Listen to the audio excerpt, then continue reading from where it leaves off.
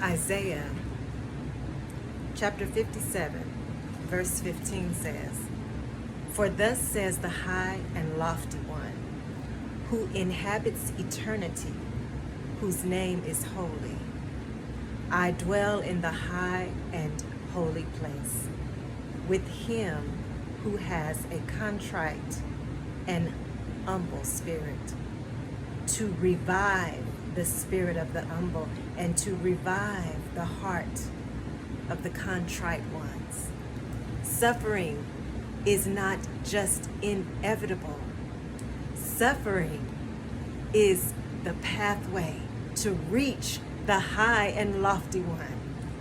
There is only that one direct channel that brings us into that high and lofty place, that brings us into that oneness and alignment with the all, and that is through the path of suffering.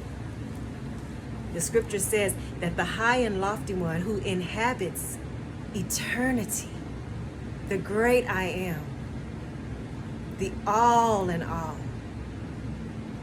whose name is holy, the one and only, all creator, source, being, the great I am, God Most High.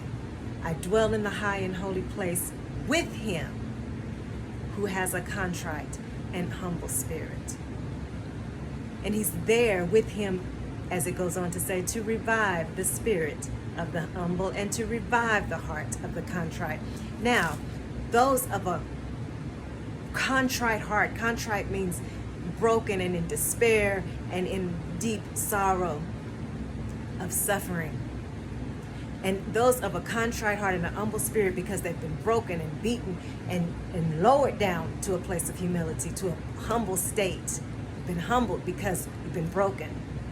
And in that contrite and humble stature is where the great and lofty one abides. But if we think of that, well, excuse me, because abides means to dwell and to live, and that is not where the high and lofty one abides, and that's not what it says.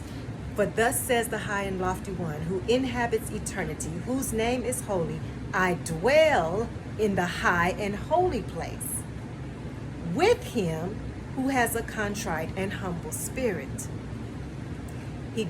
This great power, this great all, this source, this creator of ours dwells in the high and holy place with him who has a contrite and humble spirit. They cannot be in the same place of residence, because the great and lofty one, whose name is holy, dwells in the high and holy place. There is no contrite of heart and humble brokenness of spirit there.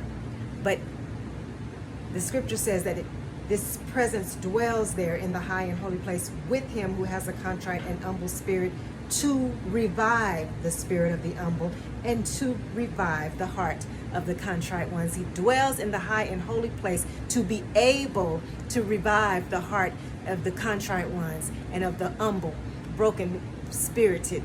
He dwells in this high and holy place because that is the channel where the ability to be raised up lies. It lies in that connection between the suffering and the stepping in of that great source to bring us into the high and holy place. That's the connection to the greatness, the connection to the all, the connection to the source is through suffering, but only if we allow it to be.